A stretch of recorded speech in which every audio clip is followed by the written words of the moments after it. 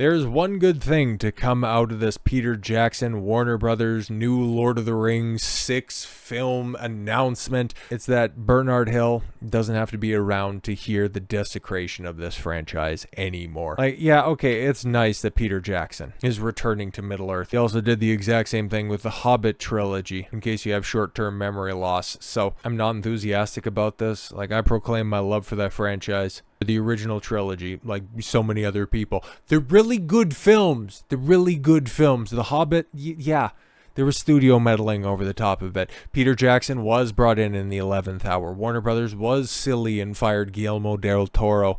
They did take a 2-picture idea, stretch it into 3 because there were 3 Lord of the Rings movies and we could somehow find a way to turn a 250-page book into a trilogy of films. Like, yeah, you can have all of that cope. But here's the thing, man. Here's the thing. You had Peter Jackson who was back, and he did a fantastic job. He did the best job ever of adapting the source material. J.R.R. Tolkien's masterwork was brought to the screen by somebody who had reverence for the source material.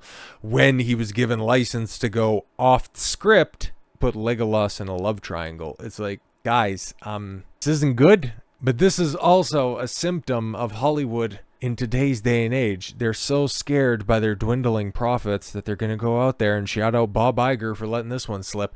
IP farm anything that still can turn a profit, and you're just going to end up with more announcements like this. I'm not excited for this. It could be good. It could be good. But you know what else could be good? Something original. Warner Brothers has made it official. It would be returning to Middle-earth. To be fair, they're also returning to Middle-earth with the animated Ride of the Rohirrim that's coming out, I think, around Christmas or something like that. Aowen's coming back to voice whatever that's going to be about, but okay, that's more fertile storytelling ground because there's some backstory to be told about the armies of Rohan. As for the backstory of Gollum, people who are more familiar with the text say that there's like 2 paragraphs, maybe. So it would be a completely new story.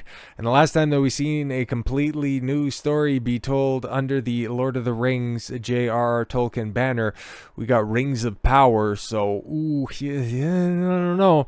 Warner Brothers Discovery first quarter earnings conference call after he broke the news that Suicide Squad Kill the Justice League cost the company $200 million. He decided, you know what? Lord of the Rings was awfully profitable. Let's have 6 movies with that. Now in the early stages of script development for a new Lord of the Rings movie, which he says they anticipate releasing in 2026 and will explore storylines yet to be told. Great. So you're just going to go ahead and puppet these characters with your ideas. Don't like it. The first film from a New Line Cinema and Warner Brothers Pictures will be called Lord of the Rings, The Hunt for Gollum. Oh, great. And the last time we also had a Lord of the Rings story told from the perspective of Gollum.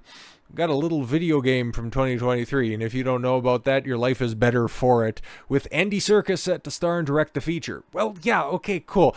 Peter Jackson's back. Fantastic. Andy Serkis is going to be back as Gollum. That's good. Okay, Andy Serkis is probably one of the most under-the-radar, reliable actors in history. There has never been a bad Andy Serkis performance, okay? Even if he's been a part of some abysmal films, he is still good in those films. The dude's played 2 characters in Star Wars, okay? He should be a household name, but a lot of his work is done via motion capture, and he's not one of these selfish actors that always needs to have his face out there. Whenever I hear Andy Serkis is a part of a production, I at least paid a little bit of attention. To have him return to his landmark career-making role, I'm interested, but I'm also very, very trepidatious. Zaslav says that director Peter Jackson and his longtime writing partners Fran Walsh and Philippa Boyens will be involved every step of the way. Again, you know, the team that was behind the original trilogy.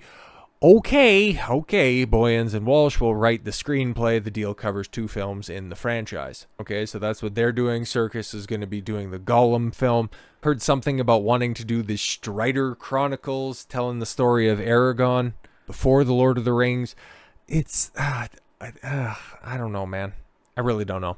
It's an honor and a privilege to travel back to Middle-earth with our good friend and collaborator, Andy Serkis, who has unfinished business with the stinker, Gollum. Really? Jackson, Boyens, and Walsh said in a statement, as lifelong fans of Professor Tolkien's vast mythology, that they are, we are proud to be working with Warner Brothers Films chief Mike DeLuca, Pam Abdi, and the entire team at Warner Brothers for for yet another adventure. Yes, precious, the time has come once more to venture into the unknown with my dear friends, the extraordinary and incomparable guardians of Middle-earth, Peter, Fran, and Philippa added Serkis, with Mike and Pam, the Warner Brothers team, in the quest as well, alongside Weta.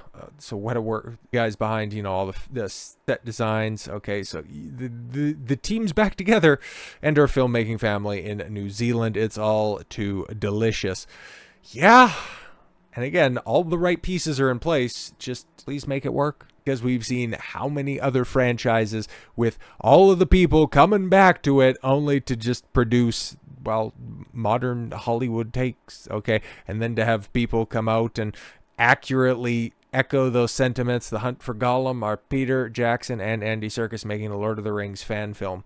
Yeah, the duo's newly announced collaboration almost certainly means the franchise is going to cover old ground, which makes you wonder why bother. Yeah, exactly, because you're going to be telling the prequel. And yeah, the story of Smeagol post Deagle before Bilbo. Yeah, okay, there's a lot of time. There's a lot of story to be told there, but who cares? Really? Again, could it be good? Of course. All the right people are in place. Yes. When you hear all of that talent is there, and you think about everything that could be done, everything that could be told, maybe, I don't know, running back The Hobbit, even though a lot of the people that are instrumental to properly putting that on screen, a lot of that talent ended up going to waste back when you had everybody young and alive enough to tell those stories, are no longer there. It would just also, this announcement kind of serves as a big middle finger to Amazon, knowing that they're going to be dropping Rings of Power Season 2 in some form or fashion before the end of the year, and then coming out and saying, yeah, we have the real goats of this franchise